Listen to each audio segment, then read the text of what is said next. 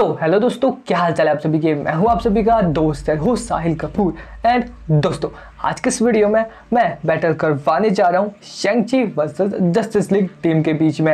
And जानेंगे आज की इस वीडियो में इस इंटरेस्टिंग सवाल का जवाब कि क्या जो शैंग-ची है वो अकेला ही बीट कर सकता है पूरी की पूरी जस्टिस लीग टीम को या फिर नहीं। तो अगर आपको भी जानना है इस इंटरेस्टिंग सवाल का जवाब तो वीडियो में एंड तक तो जरूर ही बने रहना। सुनाओ without wasting any more time, let's start it. Be your superhero.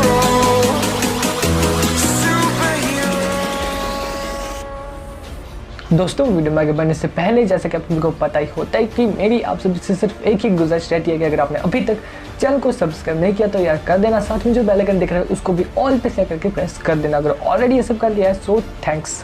सुनाओ, शुरू करते हैं आज की फर्स्ट फाइट या फिर कह सकते हैं बैटल से, जो कि होने जा रही है शैंग-ची वर्सेस साइबॉर्ग के बीच में। अब यार देखो, जो शैंग-ची है उसके पास कई सारी पावर्स है, वो कई सारी फाइटिंग स्किल्स में ट्रेंड है, उसे हैंड टू हैंड कॉम्बैट में कोई मात नहीं दे सकता, यानी कि वो हैंड टू हैंड कॉम्बैट में काफ़ी ज़्यादा माहिर है। प्लस उसके पास कई सारी अदर एडवांटेजेस भी है लाइक टेंदरिंग एंड साथ ही में उसकी ची एनर्जी भी। वहीं पर अगर मैं बात करता हूँ यहाँ साइबॉर्ग की, तो यार उसकी जो फाइटिंग स्किल्स है वो काफ़ी ज़्यादा अच्छी है, वो फाइटिंग कॉम्बैट्स में यानी हैंड टू हैंड कॉम्बैट्स में काफ़ी अच्छा है। साथ ही में वो कई सारी अनदर स्किल्स को काफ़ी ज़्यादा जल्दी लर्न भी कर सकता है, यानी कि काफ़ी ज़्यादा जल्दी कई सारी अनदर स्किल्स को सीख सकता है। पर यहाँ पर जो साइबॉर्ग है उसके पास कई सारी अदर एडवांटेजेस भी है लाइक उसके पास परमानेंट फ्लाइंग एबिलिटी है, यानी कि वो अपनी मर्जी से फ्लाई कर सकता है जब उसे जरूरत पड़ती है। बट यार देखो, जो शैंग-ची है उसके पास फ्लाइट की एबिलिटी है, बट तभी जब उसके पास 10 रिंग्स होती है उनकी मदद से वो फ्लाइट कर सकता है। बट जो साइबॉर्ग है वो ऑब्वियसली फ्लाइट कर सकता है।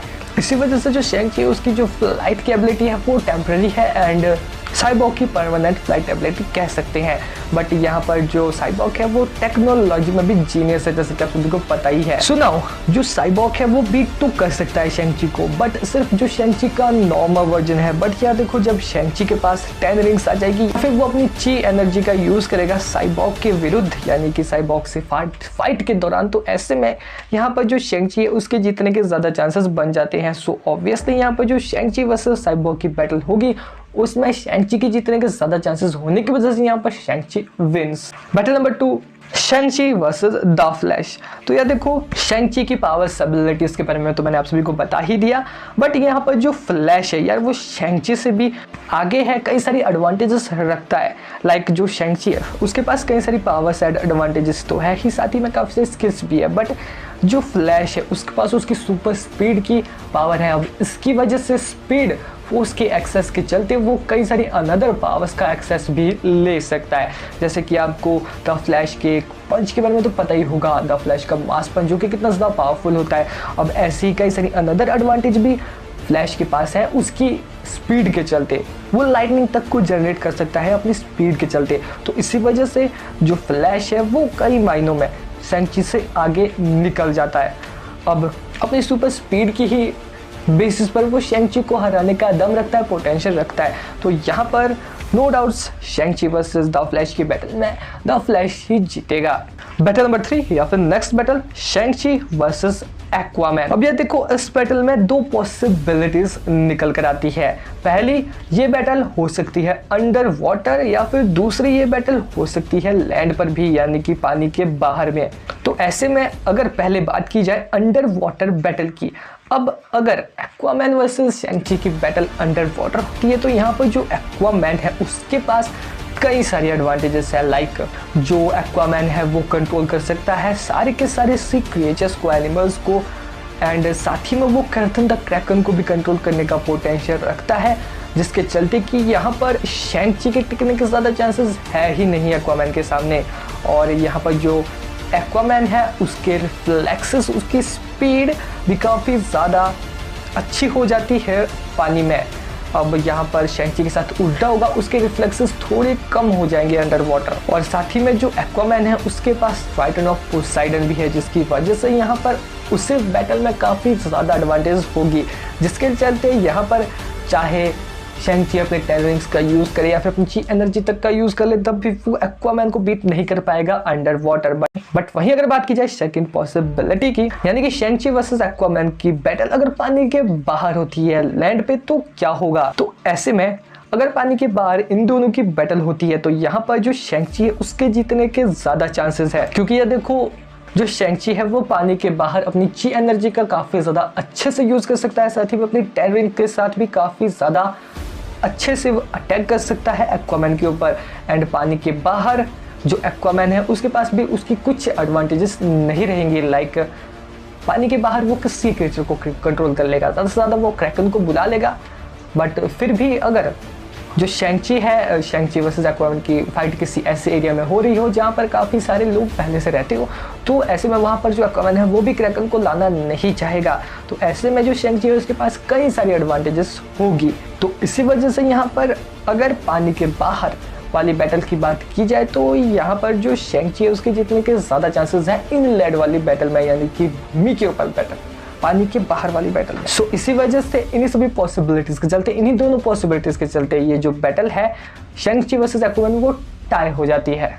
शैंग-ची वर्सेस वंडर वुमन, तो यार देखो जो शैंग-ची एंड वंडर वुमन है इन दोनों में ही कई सारी सिमिलरिटीज है, ये आपस में कई बेसिस पे सिमिलर है।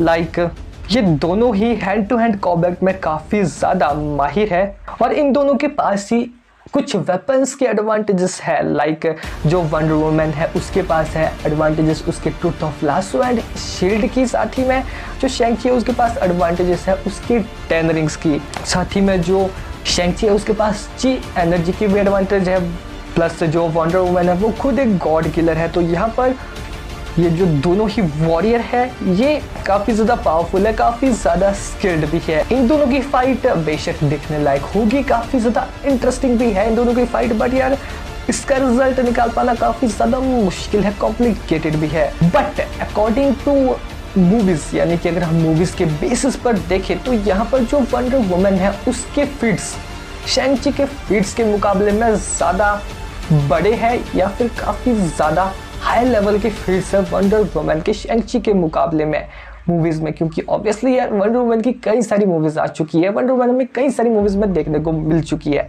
जिसकी वजह से जो शैंग-ची है उसके सामने वंडर वुमन के फीट्स ज़्यादा ही दिखेंगे। इसी वजह से यहाँ पर जो वंडर वुमन है अकॉर्डिंग टू मूवी फीट्स वो यहाँ पर जीत जाती है शैंग-ची से। अब हाँ, जब शैंग-ची की भी कई सारी मूवीज आएंगी या फिर वो कहीं अनदर मूवीज में फीचर होगा तो शायद वो वंडर वुमन को टक्कर दे सके, वंडर वुमन को हरा सके। बट अभी के लिए यहाँ पर वंडर वुमन से शैंग-ची हार जाता है। So Shang-Chi versus Wonder Woman में Wonder Woman wins. Fifth battle या फिर battle number next, Shang-Chi versus Superman.